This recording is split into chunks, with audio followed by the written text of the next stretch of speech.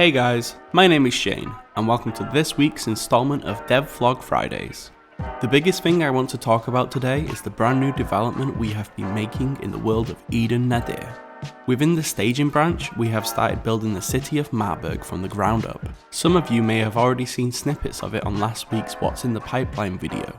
For those who haven't, Marburg is a city on the northeastern side of Eden-Nadir. It was once a sprawling city, now overrun with infected and scavengers. So far we have laid out 1/5 of the area, including lootable vehicles, infected and nest spawns, landmark markers, apartment buildings with elevator shafts, and my favourite feature so far, an interactable Thanatos blockade gate. You will be able to access Marburg easily, thanks to the new highway that has been added into the surrounding areas that features lootable vehicles. We will continue to update you on the progress we make, but for now, let's move on. Another area we are continuing to develop is the mountain region. We have recently added an additional cabin to the frozen lake, which includes new snowmobiles. You can also find a collection of chairlifts scattered across the mountain. These modes of transportation are currently static, but in the future we have plans to turn these into new ways of getting around. Lastly, we have also included a Thanatos bunker entrance to the mountain area. This is an example of a starting point for dungeon style missions, which will be included later in development. Something we are experimenting with is a nourishment system. This system will limit the amount of nourishment you will receive from eating the same type of food again and again within a time span.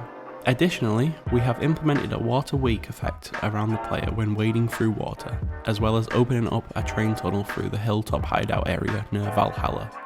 World beds now give the player the choice to make the bed the current spawn location when sleeping. I for one am very excited to see this feature added into Joe. It makes exploring significantly less scary. Finally, we've added a new summer camp location at Halcone to explore. This location has close ties to one of the protagonists, Sophia, and her past before the outbreak. That is it for all of the new additions to Jaws of Extinction. Now let's move on to what we have updated. A new challenging feature includes traders no longer selling uncommon, rare, epic or legendary weapons. These will now only spawn in the world or be given as rewards. Additionally, supply drops will no longer spawn with basic firearms and instead will only spawn with rare, epic and legendary loot. We have also updated the Garnet Lake area with a small boat jetty and lily pads. Here's a little fun fact for you. Garnet Lake is one of my favourite areas in the whole of Eden-Nadir. In terms of optimization, we were able to fix the background CPU cost associated with the new NPC ladder climbing functionality and particles in houses. We were also able to improve the background CPU costs of boats and audio volume management.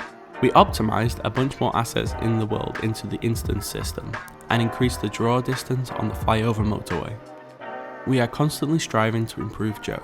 The community is a giant factor in this. We appreciate each and every one of you who continue to test our staging versions and report feedback onto our Discord server. If you're interested in taking part, make sure to join our community. The link is down below, by the way.